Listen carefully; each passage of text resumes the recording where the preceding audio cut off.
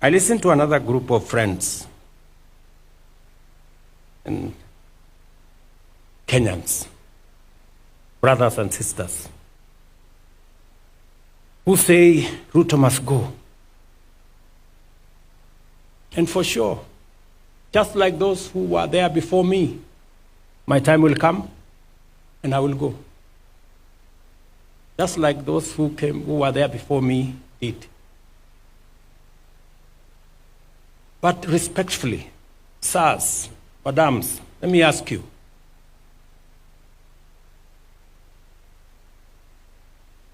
So, what are your reasons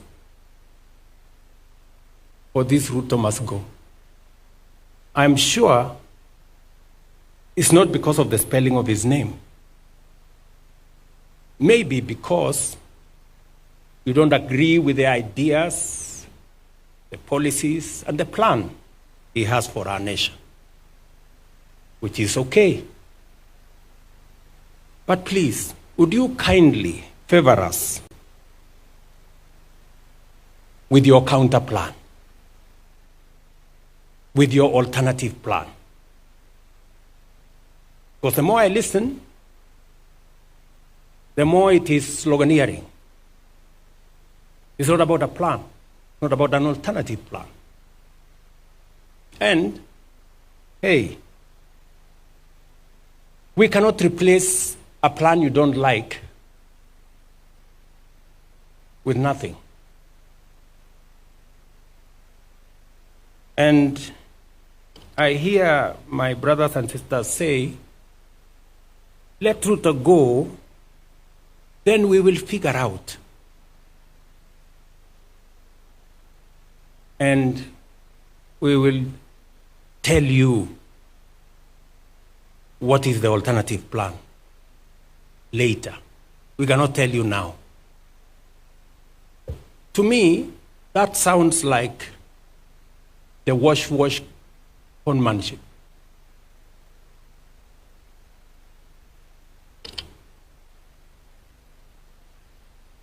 Because if you seriously have a plan that does better on the economy than I have, that does better on health than I have, that does better on creating jobs than I have, that does better on education than I have, you should be bold enough to tell us. One term, Kasongo, Ruto must go, is not enough.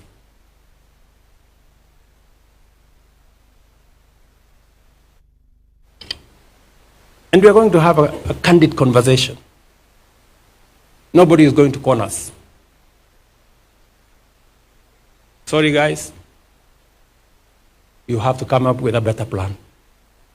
Sloganeering is not enough. The more I listen to them, the more they tell us, oh, let's go back to NHIF. Oh, let's go back to the old model, the NHIF that never worked.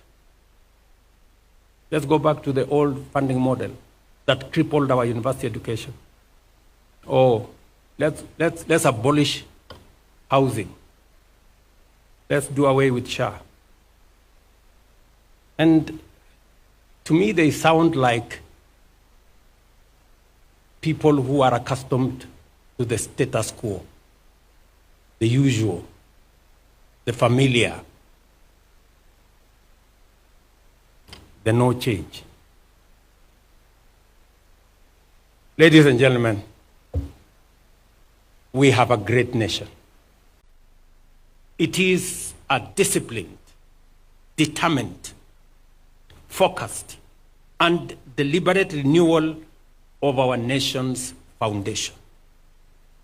Even the most hardened, die-in-the-wool doubting Thomases will soon see a country reborn, a Kenya that dared to dream big, push harder, and break free from the chains of mediocrity. To paraphrase the Irish playwright and critic George Bernard Shaw, and I quote, "Some people see things as they are, and they ask why. We dream of things that never were, and ask, why not?"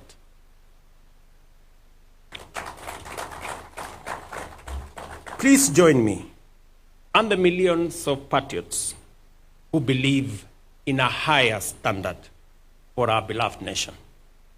And let us march forward boldly, unbowed, and first march into the future. This is my statement. But allow me to say two more things so that I can conclude. Ladies and gentlemen, we have a great nation. We have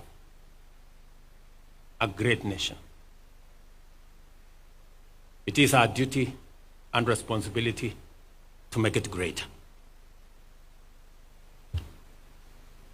I listen a lot to what people say about the present and the future of our country. I listened to one gentleman who retired the other day after working, I think, for 40, 50 years. And he wants to be president. And I listened to him say, Kenya is a failed state. And I asked myself, so for 40 years, you have been working in a failed state? So you want to be president of a failed state? Really?